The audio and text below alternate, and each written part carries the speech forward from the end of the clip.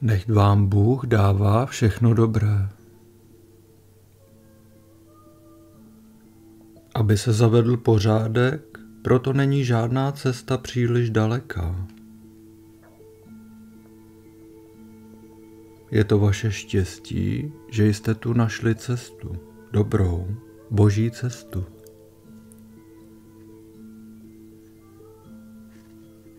Doufám také, že jste rovněž přítel lidí a že tedy pomůžete bližnímu, když bude potřebovat pomoc.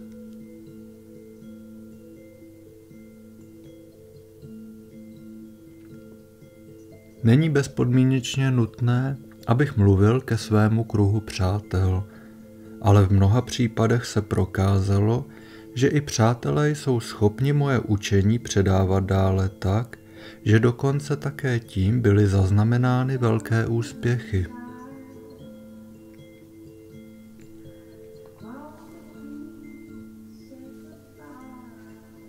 Prosím vás o účinnou podporu, aby se toto dílo zdařilo tak, že každý člověk k tomuto dílu může přijít.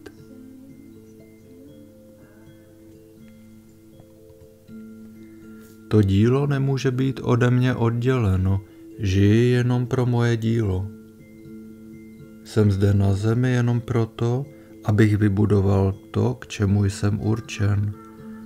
Pomáhat lidem, osvobozovat je od zla, přivést je zpět k víře v Boha.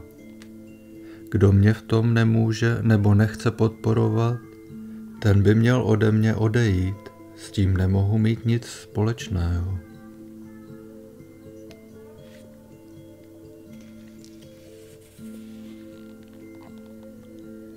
Když slyšíte volání o pomoc, pak jděte a pomozte, já pomohu. Musíme každého člověka poučit a vést, poradit mu, aby šel touto cestou. Když se cítí dobře, je to důkaz, že je na správné cestě.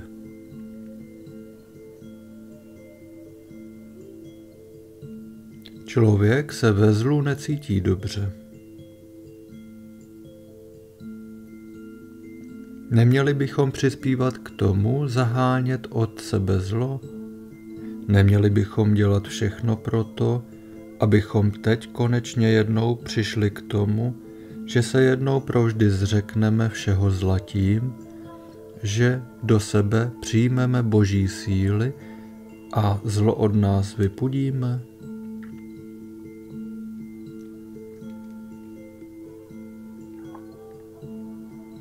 Nechci vidět žádné špatné lidi, jenom dobré, boží děti. To jsou lidé.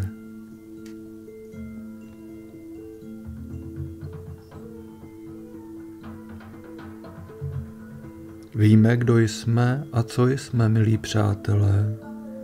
Už jsem vám to často říkal, boží dítě. My jsme přece jenom boží děti.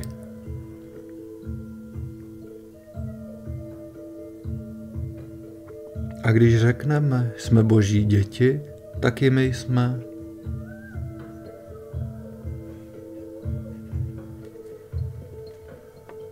My jsme všichni boží děti a máme jenom jednoho Otce a to je Bůh. On sám může pomoci z nouze a z utrpení, které musíme nést. Vše se děje podle jeho vůle, i když nejsem s vámi.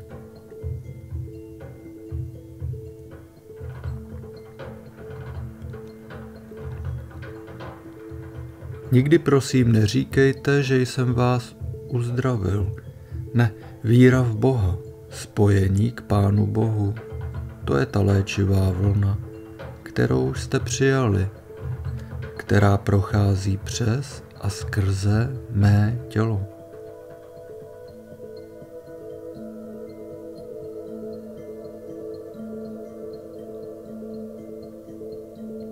Dík za toto uzdravení. Tyto děkování nesměrujte prosím mě, dík patří pouze našemu Pánu Bohu. Já nepožaduji od nikoho odměnu. Očekávám však, že se po celý váš život budete k Bohu modlit.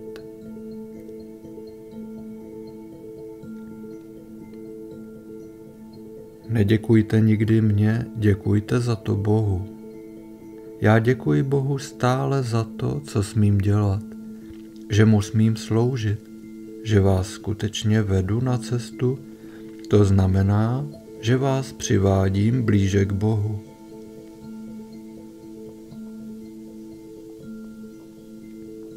Pouze Bůh sám může pomoct. On ale pomáhá pouze věřícím, kteří jsou ochotni odhodit své staré utrpení.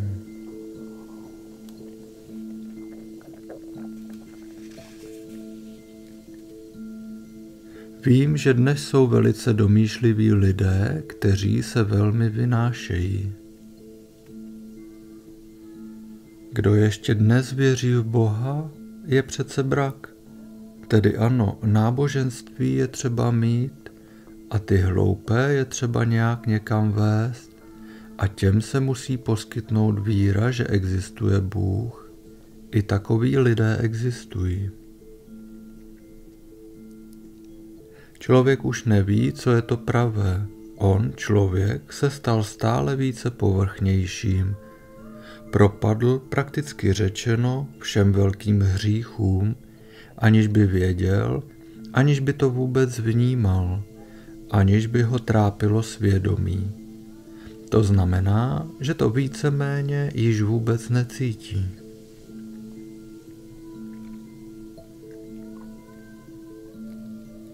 Existují lidé, kteří se domnívají, že by se museli stydět, kdyby věřili v Pána Boha.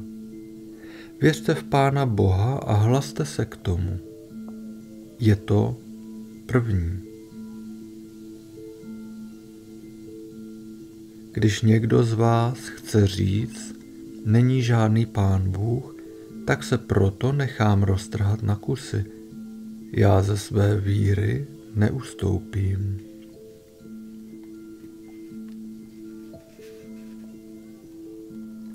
Věřte jenom, že nejsem nadále nic než váš pomocník. Věřte, moji milí přátelé, že nejsem nadále nic než Boží služebník, což i vy můžete být, jen když to budete chtít, jen když to učiníte. Bez víry není života. Věřte stále. Musíme hledět kupředu k cíli.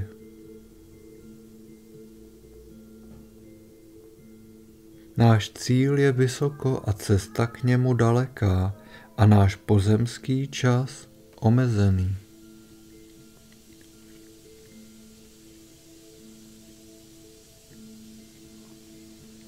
A teď si jen nakrátko představte pozemskou cestu. Nacházíte se na silnici, nezáleží na tom, jestli cestujete vozem, bez něho, na kole, pěšky, to je jedno, nebo ve vlaku, nebo v letadle.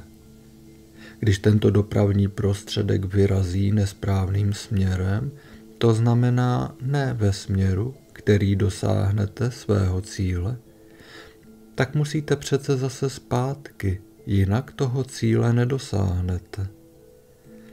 Když však jdete životem bez cíle, potom nastane zmatek, potom nemůže být vůbec nic dobré.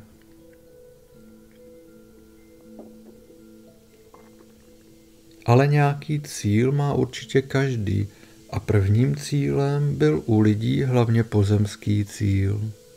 Cílem bylo získat tady v pozemském životě hodně na materiálních věcech, aby se mohlo dosáhnout ještě více, aby potom mohl být veden klidný život. Tady, milí přátelé, jste skutečný cíl minuli. Proto vám tady Bůh pozemský život a k tomu také vaše tělo nevěnoval. Člověk říká, Musím hledět, abych dosáhl toho, co potřebuji pro svůj další život a pro své potomky. Ale zda je to dobré a správné? Podle jeho vnímání ano. Podle mého a čistě božího vnímání ne. Z 99% ne.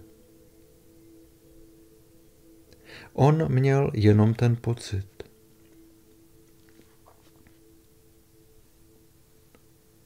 Peníze jsou moc, zdraví je vše moc.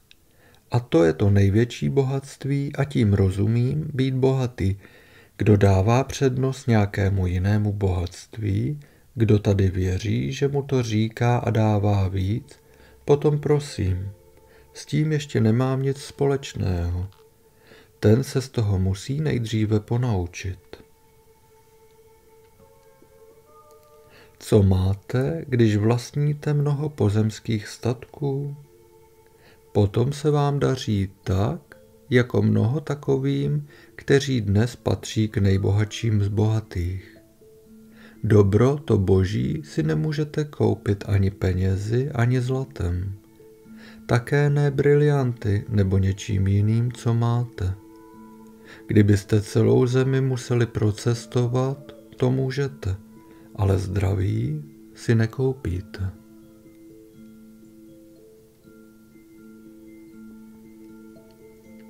Nezamýšlím kupovat a prodávat uzdravení. Chudí i bohatí jsou v podstatě přece stejně chudí. Co si myslíte, co mi již všechno bylo nabízeno?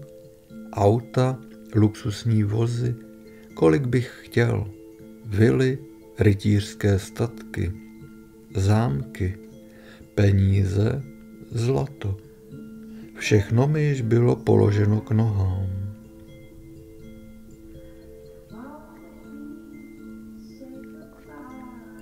Nejlepší a největší dar v tomto pozemském životě není bohatství ani peníze, ale zdraví, které má větší hodnotu než všechno bohatství země.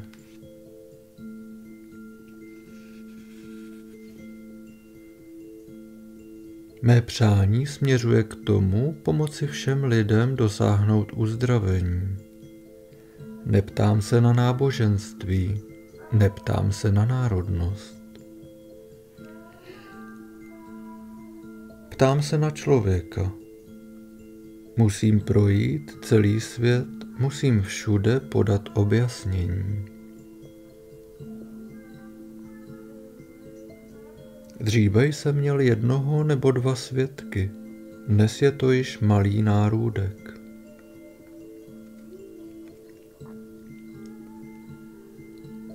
Také se mi vysmívali a posmívali, jdu ale stále dále, nepotřebuji mluvit nahlas.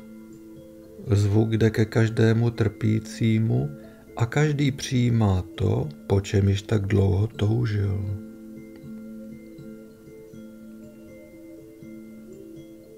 Má vnitřní hrdost být malým služebníkem božím. Jsem pouze zprostředkovatel, sama víra zmůže vše. Stále se ptám, proč ještě člověk nemůže věřit? Proč musí mít člověk jinou víru? Proč nemůže do sebe přijmout víru, jak nám byla dána? Proč to člověk nepřevede v čin?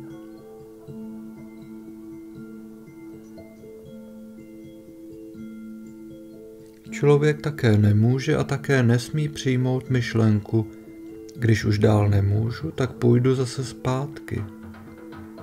To nejde. A také nevěřím, že to zvládnu. Tady již ztrácí víru, tady zas všechno vzdává.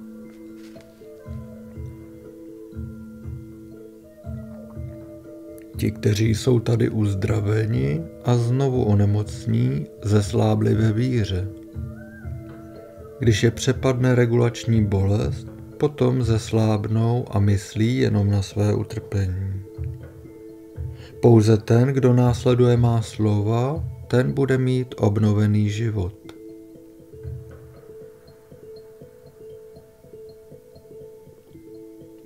Neváhám se zeptat, co rozumíte pod slovem víra? Co je pro vás víra? Víra je také, když obchodník věří v dobrý obchod. Mnoho lidí věří, že svojí hlavičkou umí jasně myslet, jasně cítit. Jsou však jen v klamu. Je správné, když pak skutečně dodržíte to, co jste slíbili. To znamená, přeměníte slova v činy.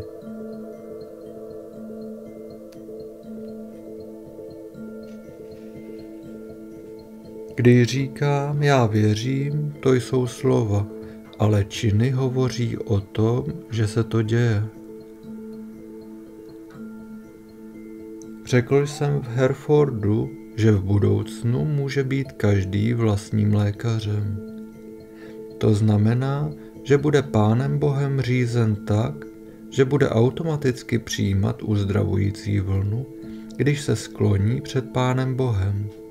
Když ví, že Pán Bůh existuje, když se bude snažit žít v této pravé boží víře, nejenom slovy, ale činem.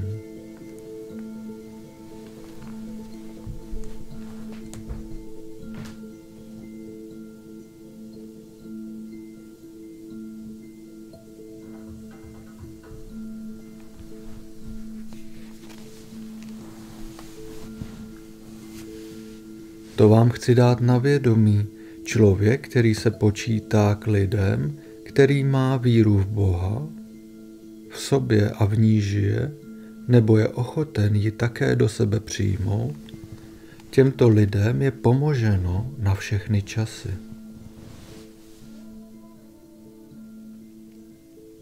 Svoji velkou odměnu vidím v tom, že ke mně stále přicházejí lidé, aby skrze mě mohli zase věřit. Právě v takových případech, kdy lidé přišli o odvahu a naději a ztratili víru ve své uzdravení, vidím to jako svoji úlohu, abych vzbudil v člověku sebedůvěru a vůli k uzdravení.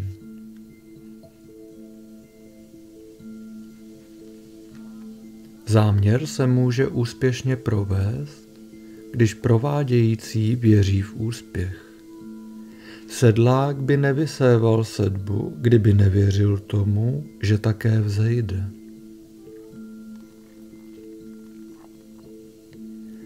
Takže, milí přátelé, kdo zde neumí následovat, ten skutečně nebude mít žádný úspěch. A kdo nemyslí na to, aby vůbec následoval, ano, jak chce pak někdy věřit v úspěch? To znamená úspěch mít? To nebude možné. A tady je ještě mnoho otázek, moji milí přátelé. To je začátek, ale také konec. To, jak lehce nezažijete, když budete následovat tomu, čemu také všichni máme následovat. Pouze dobru, tomu božímu, musíme následovat Boha, našeho Otce.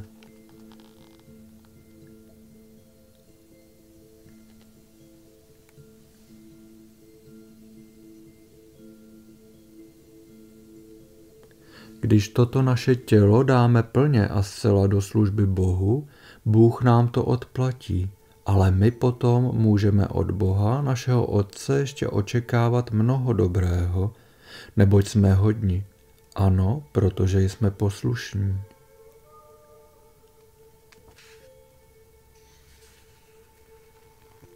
Až budete skutečně stát Bohu ve službě, Bůh vám dá svoji odměnu. A ta není malá, ta je veliká. A tak se to stalo již mnoha lidem, kteří v životě učinili mnoho zlého proto, že byli zlem zatíženi. A když jednou v životě udělali něco dobrého, za to obdrželi svoji odměnu. Tak jak nyní následujete dobro, tak jak teď děláte všechno dobré pro sebe a své bližní, budete dobrem, tak moc budete Bohem odměněni. Mohl bych vám jmenovat mnoho přátel, to znamená těch, kteří dnes patří mezi naše přátelé. Ti byli dříve v zajetí zla, konali zlo a ke všemu jenom jednou učinili dobro jednomu ze svých bližních. A již byli od zla osvobozeni. Už od nich odešla nemoc. Již přišlo to dobré, kterému přitakali, za kterým ještě dnes stojí a tím mnoho lidí dopomáhá také ke svému štěstí, ke své spáse. K tomuto bohatství, které si však každý sám vypracovává, tak je to správné.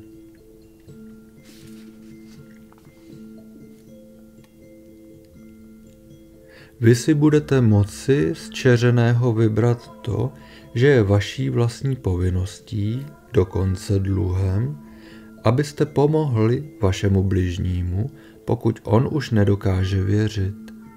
Vidí se ztraceným. Pak se ho musíte zeptat, musíte pro něho být činný.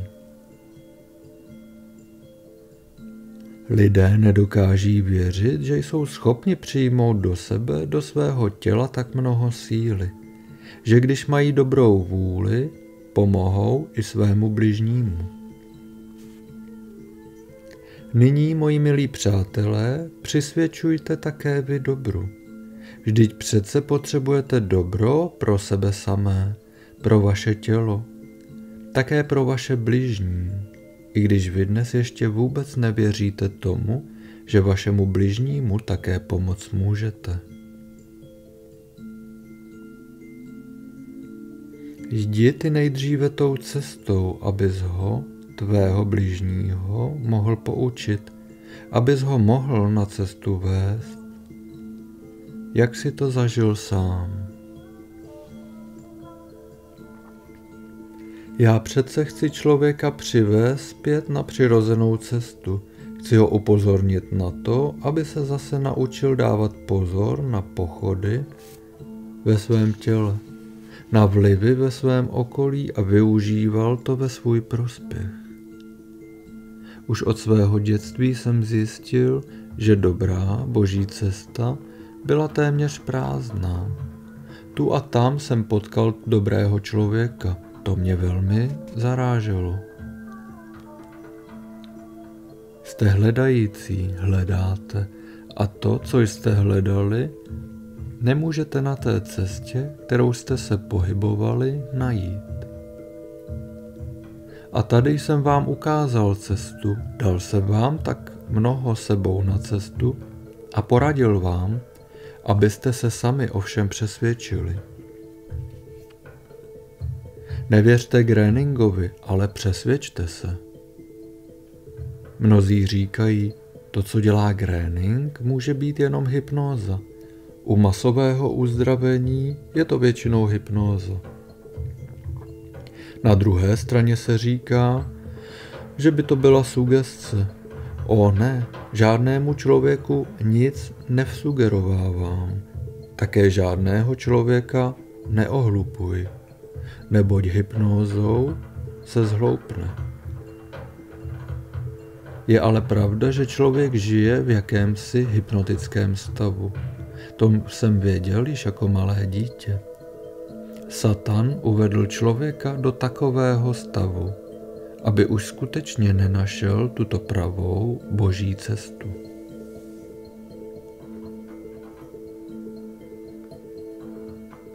Člověk je natolik nesprávně vychováván, že provádí autosugestci. Když máme nějaké trápení, představujete si nebo namlouváte, že byste mohli mít tu nebo onu nemoc. Skutečností je, že si vaši nemoc sami vsugerujete a už se z toho možná nevyprostíte. Nyní vás musím poprosit, abyste se teď více než jindy zaposlouchali do sebe a přijali to, co vám zamýšlím dát. Uvolněte se teď ještě od všeho špatného a přijměte to dobré. Čím tu je ta léčivá vlna, ne lidská, ale boží. Uvolněte se od všeho špatného a vnímejte, co se děje ve vás a vašem těle. Nedržet nemoc, ale vnímat, co se děje ve vás a na vašem těle.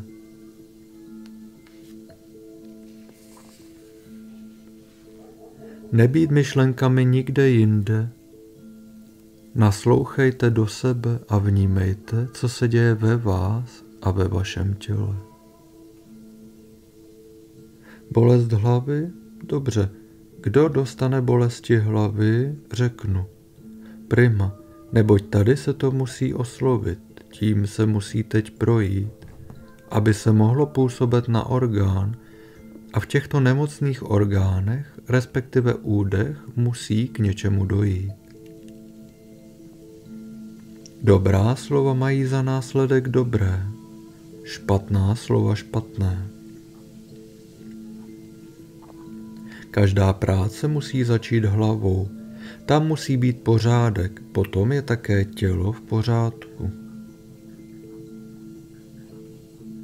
Tolik knih, to nemůže přece všechno platit. Jeden píše o tématu to a druhý zas píše jinak. Co je správné, je to zmatek.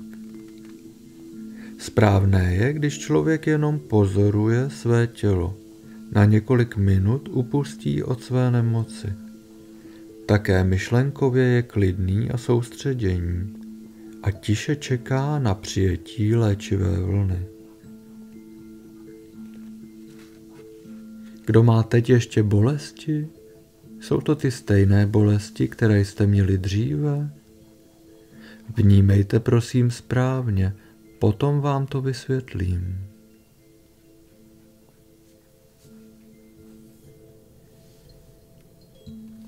Při sledování vlastního těla budete také vycítit, jak se všechno ve vašem těle uskutečňuje. Jsou to jednoduše řečeno pocity, jaké člověk ve svém těle ještě nikdy nezaznamenal. Osvobodit se od své nemoci znamená: dávejte pozor, co se v tomto okamžiku děje. Upusťte prosím od své nemoci. Darujte mi vaši nemoc. Vezmu ji.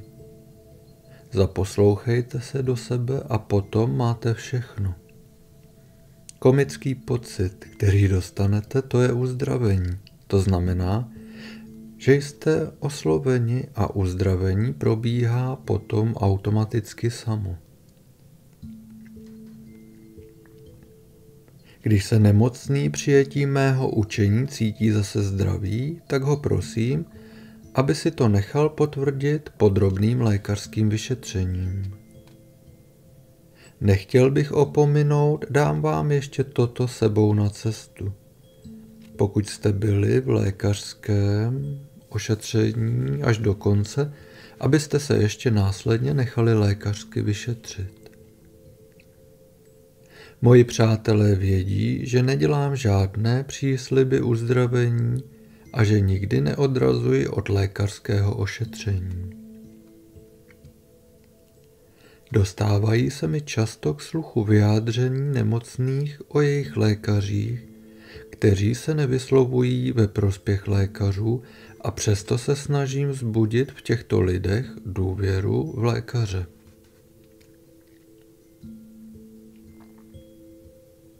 Když se na mě obracejí nemocní, tak je upozorňuji na to, že by ke svým lékařům měli mít také důvěru.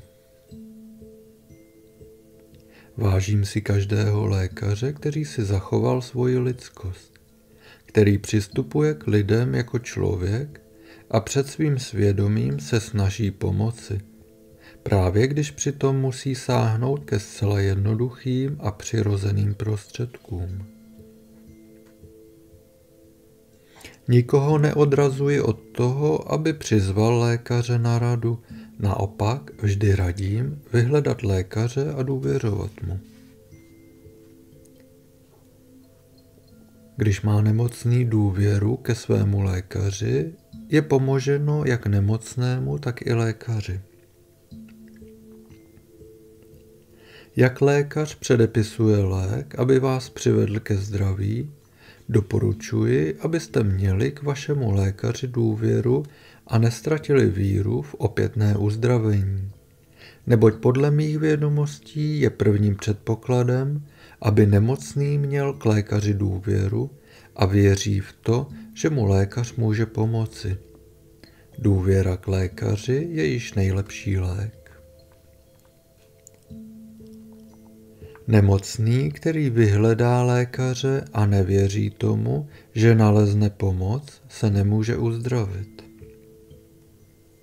Stejně tak málo může lékař skutečně pomoct nemocnému, když není přesvědčen o tom, že jeho metoda nebo lék pomůže. Stejně tak, jako jsem vám často říkal, když jste dostali od lékaře předepsaný lék, tak při nejmenším věřte, že pomůže. Mějte přece důvěru ke svému lékaři. Mějte důvěru, neboť když přicházíte k lékaři s důvěrou, udělá už to správné. A když si myslíte, že vám dá nebo udělá to správné, potom je to také již v pořádku.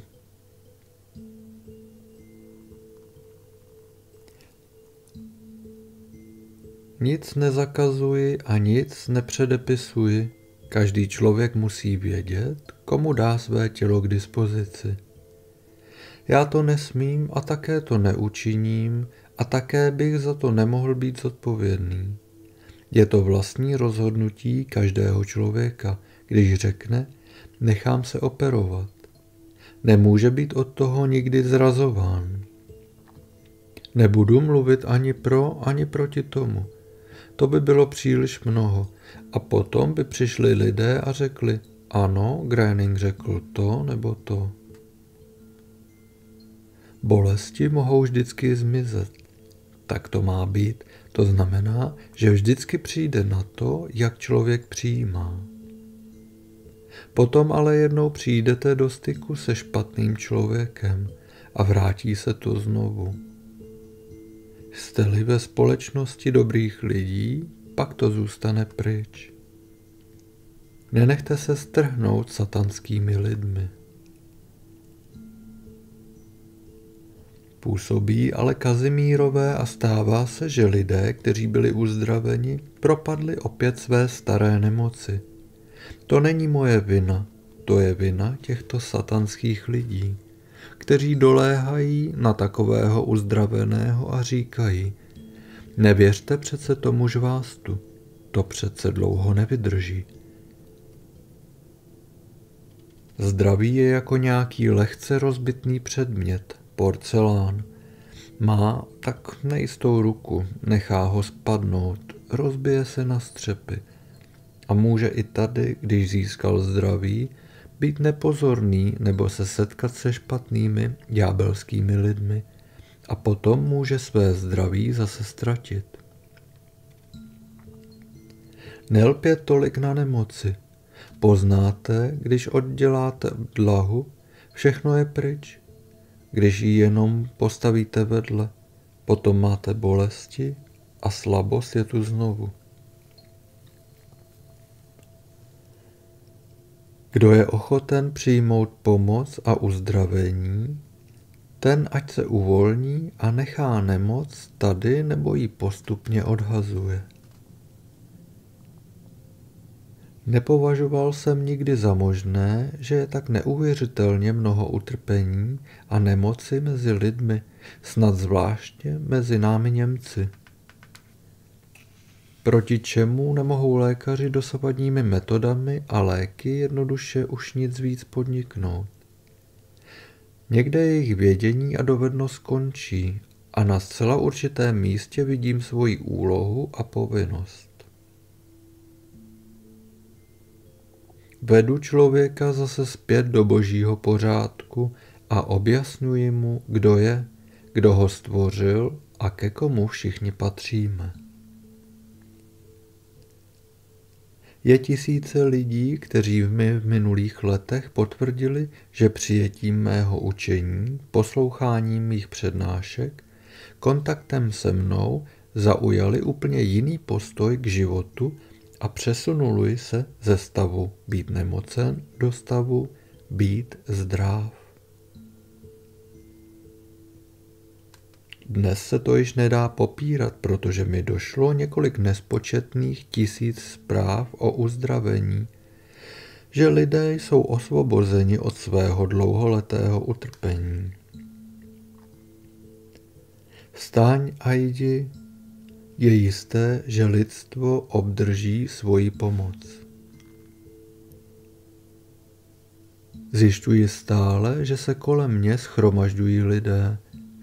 Každý by si měl ujasnit, že svým ano, které mi teď dává, se nezavazuje mně samotnému, nezavazuje se ani přátelům, nezavazuje se všem těm o pomoc prosícím, ubohým nemocným lidem, ale že tímto dává příslib tomu, který vysílá sílu života, příslib Bohu.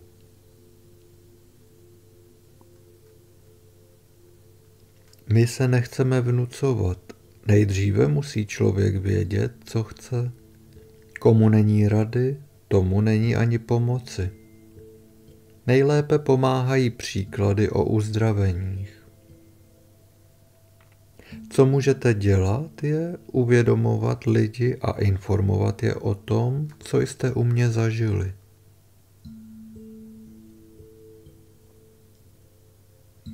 Když se tak stane, že jste někomu jinému pomohli, tak varuji každého člověka, aby nebyl domýšlivý a neprohlašoval, že může léčit.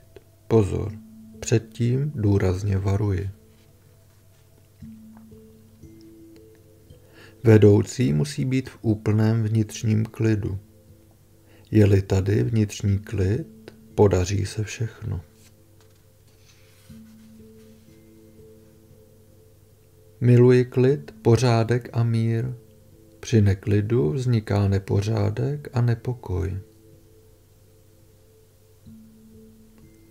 Člověk musí konec konců vědět, co je klid, aby si ho skutečně mohl vzít k srdci a zachovat si ho už jenom proto, že se všechno dá zvládnout jenom v největším klidu.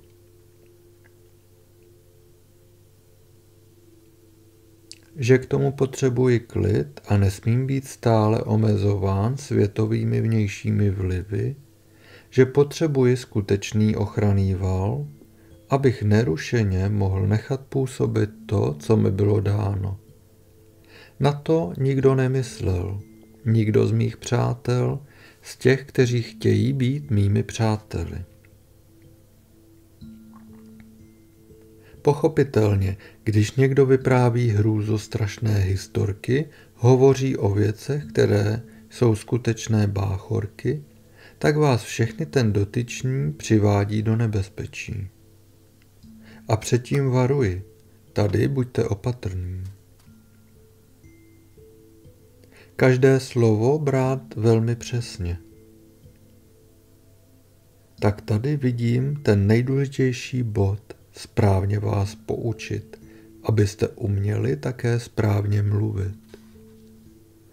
To nejdůležitější je a zůstává pro vás, že své vlastní zase získáte zpět a že cestou, kterou jste špatně šli, se musíte zase vrátit. To je pro vás samozřejmé.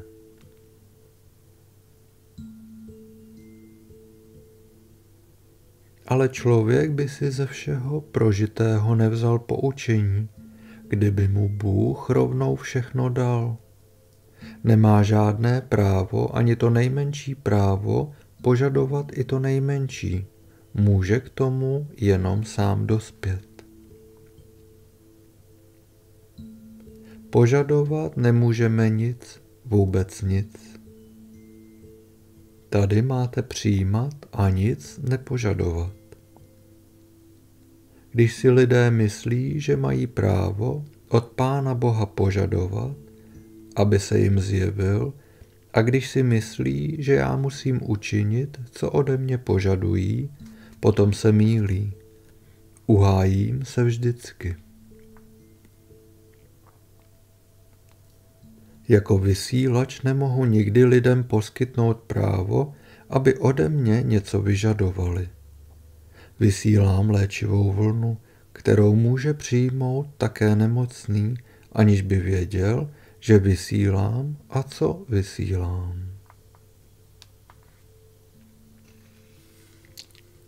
Neposkytuji člověku nikdy právo něco ode mě požadovat. Jsem ochoten zprostředkovat vám to, jak je mi síla dávána, ne od lidí, ale skutečně od Pána Boha. Abych lidem pomohl a mohl je uzdravit. Tak je také velmi dlouhá cesta od Pána k pozemšťanům, tak vás teď pro jednou nazvu k pozemským občanům, jak tu jste. Nemáte ještě k dispozici energie, abyste byli schopni, protože jste ještě plně nevyužili, plně nepoznali vaše tělo, že také v něm je zesílení, abyste byli schopni přímo přijímat Boží vysílání. Proto jsem zde, abych vás přiměl k tomu, abyste později byli také schopni vysílání přímo přijímat. Abych se krátce vyjádřil, chtěl bych pro srovnání říct, že jsem u člověka vypátral přijímací aparát a jsem schopen lidský organismus takzvaně předhonit, opravit. Boží dům, který jsem obklopen, tady se stále starám o to, aby byl pořádek uvnitř a v tom, co je kolem vás. V celku viděno, aby byl stále pořádek, to je důležité.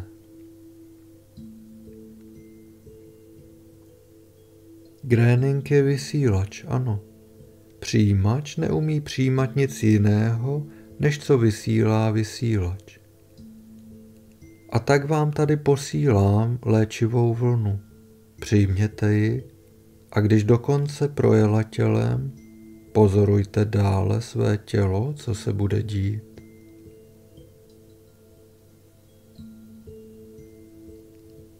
Tady musíte být schopni příjmu, abyste přijali to dobré, to Boží. Když přijdete, tak abyste nebyli nepřipraveni, nýbrž, že se na dobrý příjem vždy připravíte. To je důležité. Každý uzdravení hledající může přijímat, jenom když se osvobodí od svého utrpení.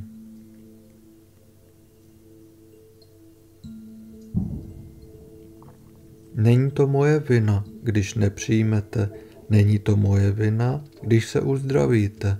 Záleží to na každém člověku samotném. Nezáleží to na mně, malém člověku, a také ne na všemohoucnosti Boha. Záleží to jenom na vás samotných.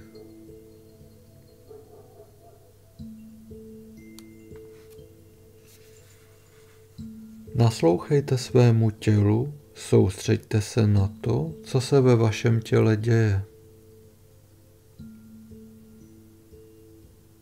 Ano, vy jste si mysleli, že by to šlo jenom tak a teď přijde grénink, jak jste na to zvyklí od lidí, když jdete k lékaři, k léčiteli, ten tady udělá takový hokus pokus a hotovo.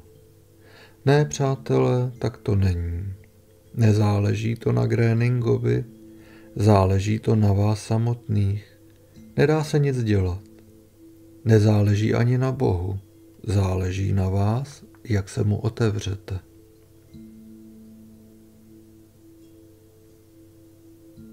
Mnoho lidí se dopouští velké, neodpustitelné chyby tím, že se v době, kdy očekávají uzdravení, příliš zabývají svojí nemocí nebo tělesnou bolestí.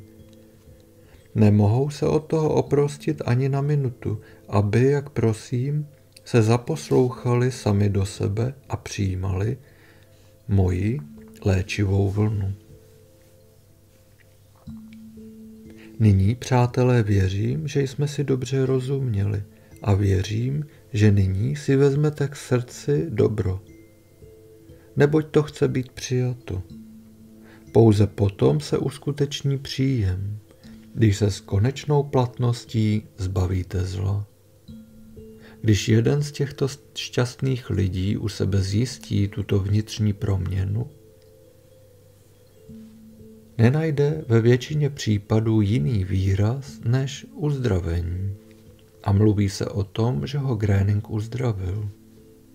Ve skutečnosti je to ten člověk sám, který to sám dotáhl k uzdravení. Podívejte se, jak je dobro kolem člověka a jak to dobro do člověka také vniká. Jak Bohu projevíte svou vděčnost, nechám na vás samotných. Kdo tu chce být čistý, ten ať nechodí špínou a blátem a také se v blátě nehrabe, neboť se tam zamaže. Přeji si, abyste se stali mistry svého života. Mělo by být méně slov, ale o to větší činy. Chceš-li zažít to Boží, musíš se o to snažit.